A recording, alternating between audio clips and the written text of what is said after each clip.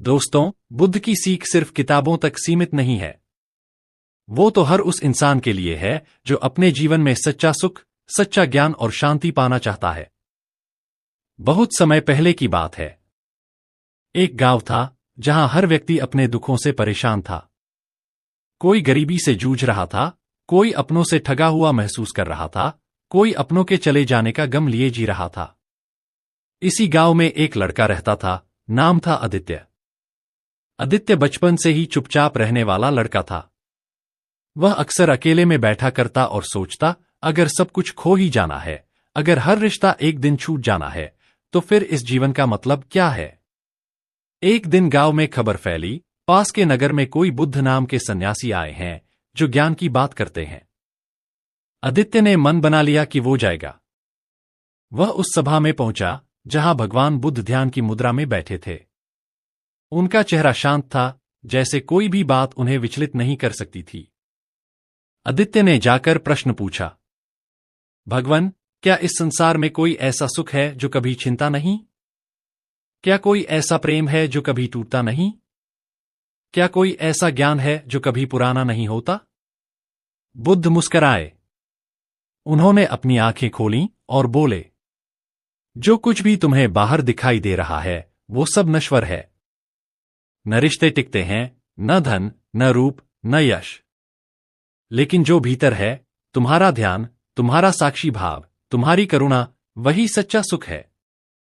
आदित्य थोड़ा उलझ गया। उसने कहा, मगर मैं तो भीतर देख ही नहीं पाता।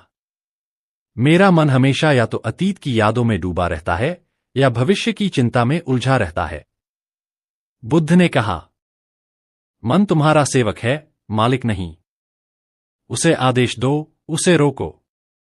जब तुम ध्यान में बैठते हो तो तुम अपने भीतर उतरते हो। यही पहली सीढ़ी है आत्मज्ञान की। आदित्य ने पूछा, तो क्या मुझे अपना सब कुछ छोड़कर सन्यासी बन जाना चाहिए? बुद्ध मुस्कराए। उन्होंने कहा, त्याग बाहर का नहीं, अंदर का होता है। मोह का त्याग करो। अपेक्षाओं का त्याग करो। जब तुम बिना अपेक्षा के प्रेम करना सीख जाओगे, जब तुम बिना लालच के जीना सीख जाओगे, जब तुम हर स्थिति में शांत रहना सीख लोगे, तब तुम बुद्ध बन जाओगे। उस दिन आदित्य ने एक नई यात्रा शुरू की। उसने न घर छोड़ा, न काम छोड़ा, लेकिन अपने अंदर की हलचल को देखना शुरू किया। जब भी कोई लालच आता, वह उसे देखता, ये भी गुजर जाएगा। जब भी कोई दुख आता, वह सोचता, ये स्थायी नहीं है। और धीरे धीरे उसके जीवन में गहराई आने लगी।